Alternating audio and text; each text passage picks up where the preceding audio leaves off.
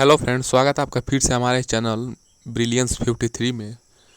तो हमने इसके प्रीवियस लेक्चर नंबर 3 में हमने प्रश्न नंबर 60 तक पढ़ा था। तो चलिए आज के इस लेक्चर नंबर 4 में हम लोग आगे का जो भी प्रश्न है प्रश्न नंबर 61 से कंटिन्यू करते हैं। अति लघु उत्तरीय प्रश्न, 6वां पेपर आपका हिंदी है। तो जो भी डिलीट फर्स्ट सेमेस्टर वाले स्टूडेंट है, जल्दी से इस क्लास को लाइक शेयर सब्सक्राइब और इस वीडियो के डिस्क्रिप्शन बॉक्स में टेलीग्राम का लिंक है, वहाँ से टेलीग्राम से जुड़ करके आप लोग क्लास का PDF डाउनलोड कर सकते हैं। वहाँ पे आपको बाल विकास, शिक्षण अधिगम, गणित, विज्ञान, सामाजिक अध्ययन सारे प्रश्नों का आपको एक संकलन देखने को मिलेगा, जिसमें बहुविकल्पी, अति लघु और लघु उत्तरीय प्रश्नों, प्रीवियस ईयर क्वेश्चन पेपर, ठीक है, और कुछ मॉडल प्रश्न पत्र आपको वहाँ पे देखने को मिल जाएंगे, जो कि आपके एग्ज़ाम में हेल्प करने वाले हैं। तो चलिए आज के इस लेक्चर को हम लोग स्टार्ट करते हैं। देखिए प्रश्न नंबर 61 क्या है। अर्धस्वर किसे कहते हैं? तो इनको बोलने से मुख द्वार बहुत सकरा हो जाता है और हवा स्वर के समान मध्य से निकल जाती है, यथा य व। तो य व क्या हो जाएंगे? आपके अर्धस्वर हो जाएंगे, क्योंकि इनको बोलने से जो आपका मुख द्वार बहुत सकरा यानी कि पतला हो जाता है और हवा स्वर के समान मध्य से निकल जाती है, य व। ठीक है। प्रश्न नंबर 62 देखिए, अक्षर समूह का दूसरा नाम लिखिए। तो अक्षर समूह का दूसरा नाम वर्णमाला है। तो अक्षरों के समूह को हम लोग क्या कहते हैं? वर्णमाला कहते हैं। ठीक है, जैसे क ख ग घ हो गया, अ आ ई हो गया। तो क्या हो गया? अक्षरों के समूह को हम लोग वर्णमाला कहते हैं। प्रश्न नंबर 63, देवनागरी लिपि की क्या विशेषता है? तो जो देवनागरी लिपि सुंदर एवं स्पष्ट है। हमारा मूल साहित्य इसी लिपि में संरक्षित है। प्रश्न नंबर 64 क्या है? देखिए, भावों तथा विचारों के आदान प्रदान का कौन सा माध्यम है? तो भाव और विचारों के आदान प्रदान का माध्यम क्या है? भाषा है। ठीक है, वो भाषा हिंदी है, इंग्लिश है, फ्रेंच है, कोई भी भाषा हो सकती है। ठीक है, ये आपके क्या होती है? भाव और विचारों को हम लोग आदान प्रदान करते हैं भाषा के माध्यम से।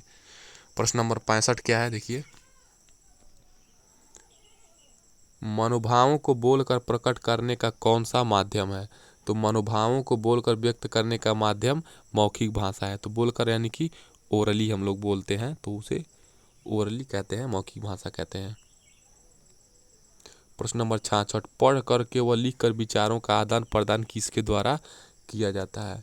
तो पढ़ कर व लिख कर विचारों का आदान प्रदान लिखित भाषा के द्वारा किया जाता है। ठीक है, पढ़ेंगे और लिखेंगे तो भावों और विचारों को जो हम स्पष्ट करते हैं तो लिख करके ही करते हैं। प्रश्न नंबर 67, अनेकार्थी शब्द किसे कहते हैं? तो भाषा के अंतर्गत अनेक शब्द ऐसे होते हैं जिनके एक से अधिक अर्थ होते हैं, वे शब्द अनेकार्थी कहलाते हैं। ठीक है, अनेकार्थी शब्द क्या होते हैं? मतलब कोई एक शब्द ऐसा है जिसके विभिन्न विभिन्न अर्थ हैं, विभिन्न विभिन्न वैल्यू हैं उसके। जैसे कल शब्द का अर्थ, ठीक है, तो आप इसको टुमारो ही समझ रहे हैं। ठीक है, तो मान लीजिए टुमारो का बस एक ही अर्थ नहीं होता है कल का। देखिए, एक कल क्या होता है? एक पिछले दिन, एक पिछले दिन का जो प्रीवियस डे होता है, ठीक है, वो भी पिछला दिन। फिर जो आने वाला टुमारो अगला दिन भी होता है। फिर एक कल मतलब शोर भी होता है, नॉइस। ठीक है, इसका एक कल क्या होता है? कल पुर्ज यानी कि मशीन के भी अर्थ में इसका उपयोग करते हैं। ठीक है, कल मतलब मशीन भी हो जाएगा और कल मतलब सुंदर भी हो जाएगा। तो देखिए, एक ही कल के कई अर्थ हो गए, कई संदर्भ में अर्थ हो गए। तो ये क्या हो गए? अनेकार्थी शब्द हो गए। ठीक है, यही अनेकार्थी शब्द होते हैं। प्रश्न नंबर 68 देखिए, पर्यायवाची या समानार्थी शब्द किसे कहते हैं? तो पर्यायवाची शब्द को क्या कहते हैं? समानार्थी भी कहते हैं। तो जो जो शब्द समानार्थी होगा वो पर्यायवाची भी हो सकता है। अथवा समानार्थी शब्द किसे कहते हैं? ठीक है, ये भी प्रश्न आपका देखिए इम्पोर्टेंट है। तो एक सा अर्थ व्यक्त करने वाले अनेक शब्दों को समानार्थी अथवा पर्यायवाची शब्द कहते हैं। जैसे जल को नीर, वारी, पानी आदि नाम से जाना जाता है। ठीक है, पर्यायवाची आप लोग को पता है। प्रश्न नंबर 68 क्या हो जाएगा? देखिए 69, कृष्ण का पर्यायवाची क्या है? तो कृष्ण का पर्यायवाची क्या हो जाएगा? जनार्दन। ठीक है, कृष्ण का पर्यायवाची जनार्दन हो जाएगा आपका। प्रश्न नंबर 70 क्या हो जाएगा? विलोम शब्द किसे कहते हैं? तो विपरीत अर्थ देने वाले शब्द विलोम शब्द कहलाते हैं। ठीक है,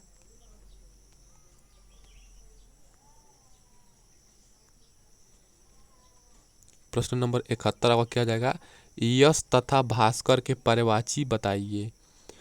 ठीक है, पर्यायवाची बताना है या समानार्थी बताना है। तो यश का पर्यायवाची कीर्ति होता है, ठीक है, और भास्कर का पर्यायवाची सूरज होता है। यानी कि भास्कर किसको कहते हैं, सूर्य को कहते हैं, और यश का क्या हो जाएगा, कीर्ति हो जाएगा।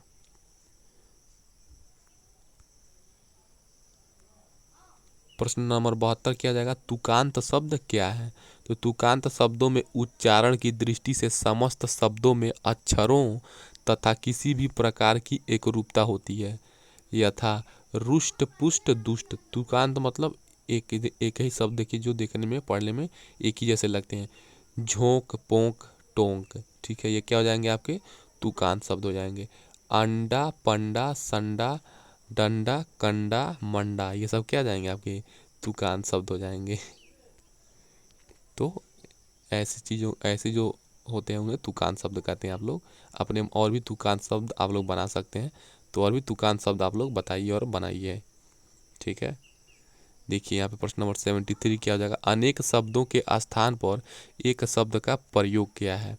देखिए प्रश्न नंबर 73 में क्या है, अनेक शब्दों के स्थान पर एक शब्द का प्रयोग किया, उसे क्या कहते हैं। तो भाषा को स्पष्ट संक्षिप्त तथा सुंदर बनाने हेतु वाक्य को एक ही शब्द में व्यक्त करने वाले शब्द को एक शब्द कहा जाता है। यानी कि अनेक शब्दों के लिए अगर एक ही शब्द का प्रयोग करते हैं तो हम लोग उसे क्या करते हैं, एक शब्द कहा जाता है। जैसे जिसने विवाह न किया हो वो क्या होता है, अविवाहित। यानी कि भाषा देखिए इससे क्या हो गया, इतना बड़ा न लिख करके जो विवाह न किया हो हम लोग डायरेक्ट लिख देते हैं अविवाहित, तो सामने वाला समझ जाता है कि वो विवाह नहीं किया है। तो इससे क्या रहा, हमारी भाषा स्पष्ट बन रही है, संक्षिप्त हो गई, सुंदर भी लग रही है देखने में। ठीक है, इसीलिए ये अनेक शब्दों के लिए एक शब्द इम्पॉर्टेंट है। जिसकी कोई उपमा ना हो तो अनुपम। तो अनुपम क्या हो जाएगा, डायरेक्ट यहाँ पे लिख देंगे अनुपम, तो लोग समझ जाएंगे कि जिसकी कोई उपमा ना हो, इसे उसे ही हम लोग क्या कहते हैं, अनुपम कहते हैं। ठीक है, देखिए ये आपका लघु उत्तरीय प्रश्न आ गया। ठीक है, तो देखिए जो भी लघु उत्तरीय प्रश्न है आपको हम लोग नेक्स्ट वीडियो से स्टार्ट करते हैं लघु उत्तरीय प्रश्नों को। देखिए यहाँ पे लघु उत्तरीय प्रश्न आपके हो जाएंगे, अयोगवाह से आप क्या समझते हैं। ठीक है, मिलते हैं नेक्स्ट वीडियोस में। जय हिंद।